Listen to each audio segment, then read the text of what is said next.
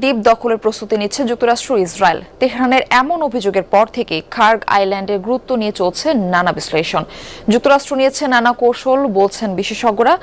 ভূখণ্ডটি দখল নিতে পারলে স্থবির হয়ে পড়বে ইরানের অর্থনীতি। এছাড়া দ্বীপটি জিম্মি করে হরমুজ প্রণালী পুনরায় চালুর চেষ্টা করতে পারে ওয়াশিংটন, ধারণা বিশ্লেষকদের।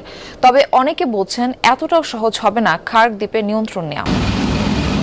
ইরানের উপকূল থেকে মাত্র ২০ মাইল দূরে অবস্থিত ছোট্ট একটি দ্বীপ খার্গ। তেহরানের দাবি, তাদের একটি দ্বীপের দখল নিতে চাইছে যুক্তরাষ্ট্র।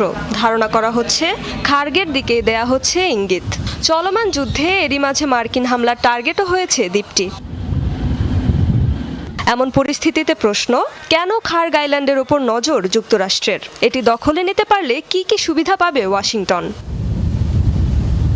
বিভিন্ন সূত্র বলছে, খার্গ দ্বীপের মাধ্যমে বিশ্ববাজারে ইরানের প্রায় ৯০% অপরিশোধিত তেল রপ্তানি হয়, যার অন্যতম বড় গ্রাহক চীন। তাই তেহরানের অর্থনীতির লাইফলাইন হিসেবে বিবেচনা করা হয় দ্বীপটিকে। এছাড়াও চলমান যুদ্ধে ইরানকে কৌশলগত সুবিধা দিচ্ছে খার্গ। নিরাপত্তার জন্য সেখানে সেনা, রকেট, ড্রোন সহ বিভিন্ন সামরিক সুবিধা মোতায়েন করে রেখেছে তেহরান। যদিও হামলার মাধ্যমে দ্বীপটিতে থাকা বিমান প্রতিরক্ষা, নৌঘাঁটি এবং মাইন স্টোরেজ ধ্বংসের দাবি করেছে যুক্তরাষ্ট্র। তবে কেবল হামলা চালিয়েই ক্ষান্ত নয় ওয়াশিংটন। এখন তাদের লক্ষ্য দ্বীপটির দখল নেয়া।